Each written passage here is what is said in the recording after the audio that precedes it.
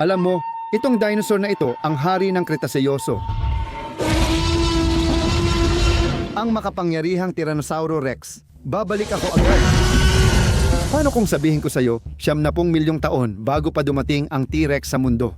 Ang sinaunang pamilya nito ay nagsimula sa isang mas maliit at mas kakaibang nilalang. Kilalanin ang koronang dragon, Guanlong.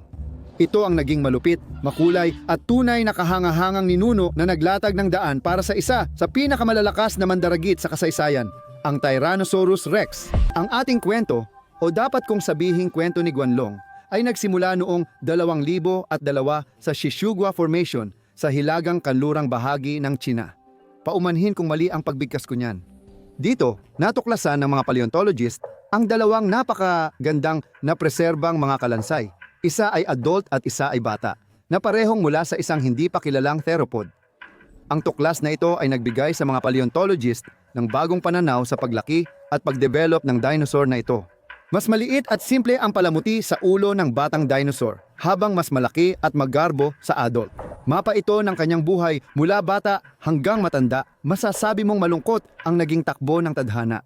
Ayon sa mga fossil, sa gitna ng takot, natapakan at nadurog ng adult ang batang specimen. Ngunit patay na ang batang dinosaur bago ito mangyari.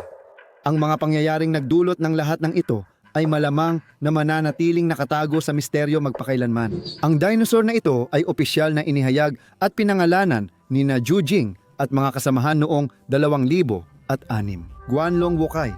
Ibig sabihin ng Guanlong ay koronadong dragon na tumutukoy sa kakaibang palamuting ulo nito. Ang Wukai ay ibig sabihin ay 5 kulay, mula sa makukulay na bato sa lugar ng mga fossil, at ang Guanlong ay galing sa pamilya ng Proceratosauridae na dinosaur.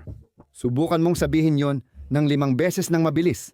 Isang uri ng theropod na dinosaur. Kadalasang mas maliit sila kaysa sa mga sikat nilang malalayong kamag-anak at mas proporsyon sa katawan at mas kapaki-pakinabang sa araw-araw ang kanilang harapang paa. Ang mga dinosaur na ito ay namuhay mula gitnang Jurassic hanggang unang Cretaceous, kaya matagumpay ang kanilang paghahari. Kaya, anong panahon nabuhay ang hayop na ito? At ano nga ba talaga ang hitsura ng Guanlong? Nabuhay ito mga 100 at 60 milyong taon na ang nakalipas. Noong huling bahagi ng panahong Jurassic, mga 80 hanggang 70 milyong taon bago pa dumating ang T-Rex. Ang T-Rex na ito ay mas malapit ang panahon sa mga laro ng Jurassic World Park kaysa sa ninuno nitong si Guanlong. Palagi kong binibiro yon kasi nakakabaliw isipin kung gaano katagal na buhay ang mga dinosaur. Ang Guanlong ay humigit kumulang 3 metro o 10 talampakan ang haba, mahigit 1 metro o 3 talampakan ang taas, at may bigat na mga 75 hanggang 125 kilo.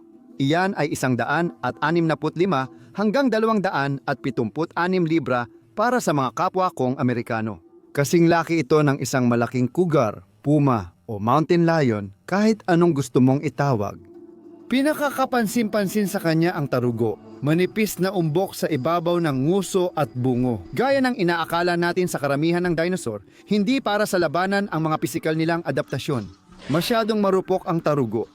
Iniisip ng mga paleontologists na ginamit ito para sa pagpapakita, marahil para makaakit ng kapareha o magpakita ng pagiging dominante. Mas pangkaraniwan na ang ganitong pananaw. Kapag tinitingnan natin ang sinaunang hayop, madalas ipinapakita ng pelikula, laro at libro na lagi silang naglalaban. Pero kadalasan, malamang na gusto lang ng mga dinosaur ng pagmamahal. Kaya ito ang malaking tanong. Natakpan nga ba talaga ito ng mga balahibo? Walang natagpo ang balahibo sa mga fossil, ngunit ang mga kaugnay na species sa parehong pamilya ay may primitibong balahibo. Kaya halos tiyak na si Guanlong ay natakpan din ng balahibo. Maliban na lang kung hindi nga, kasi hindi naman natin alam, maliban na lang kung may time machine kayo o iba pang bagay na hindi ko alam. Kapag tiningnan mo ang modelo sa Jurassic World Evolution, 3 halos pareho ito sa iniisip ng Paleo World. Ang Guanlong ay talagang mukhang may payat na katawan na nakapatong sa 2 mahahaba at matipunong mga binti.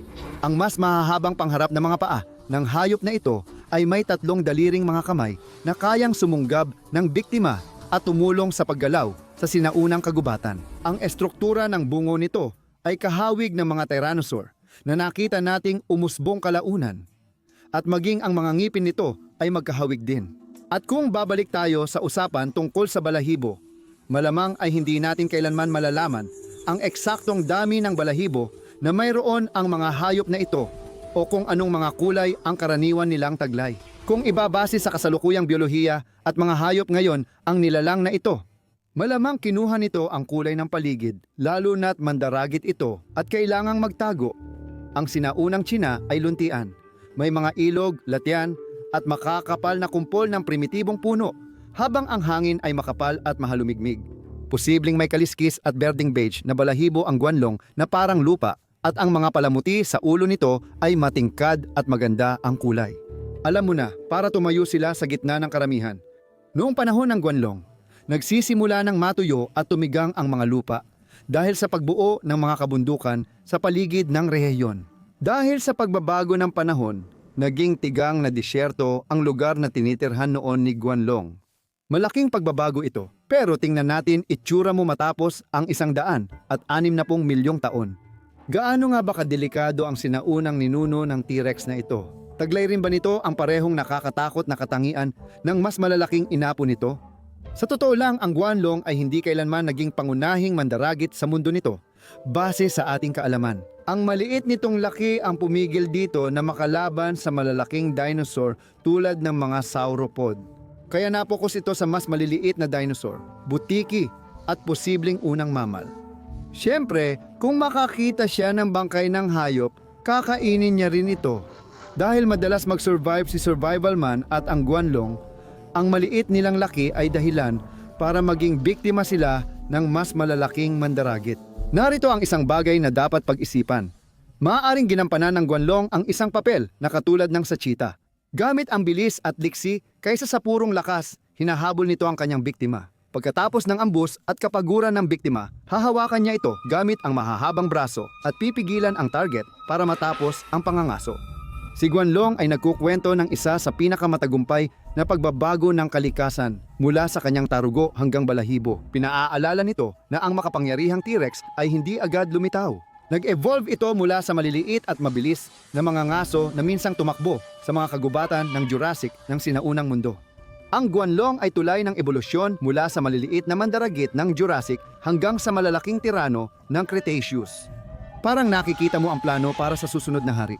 At kahit na milyon-milyong taon bago pa man ang T-Rex namuhay si Guanlong, dala na niya ang korona. Siguro maaari nating gawing gabay ang Guanlong na dinosaur sa paghubog ng ating buhay. Hindi man tayo ang nangunguna ngayon, pero kung magpapatuloy at hindi susuko, baka makita natin ang sarili natin na nagbabago. Ayun. Alam mo, lahat kayo, salamat sa panonood ng video na ito. Sana may natutunan kayo at nag-i-enjoy kayo. Muli, malaking pagbati sa Jurassic World Evolution 3. Ang saya na nabuo ko agad ang isang mapang kahawig ng sinaunang Tsina at nagawa ko pa ito ng mabilis. Isipin nyo kung anong magagawa nyo pag nakuha nyo ang larong ito. Pwede nyong suportahan ang channel kung gusto nyo pa ng ganitong science videos tulad ng ginagawa natin nung unang araw ng Dangerville. Pare, namimiss ko yun. Ipaalam nyo sa akin. Ang mga ganitong bagay ay nagpapasaya at nagpapainit ng loob ko. Kaya nag-i-enjoy ako at sana kayo rin. Sa ganong usapan, si Jacob ito at magkita tayo sa susunod.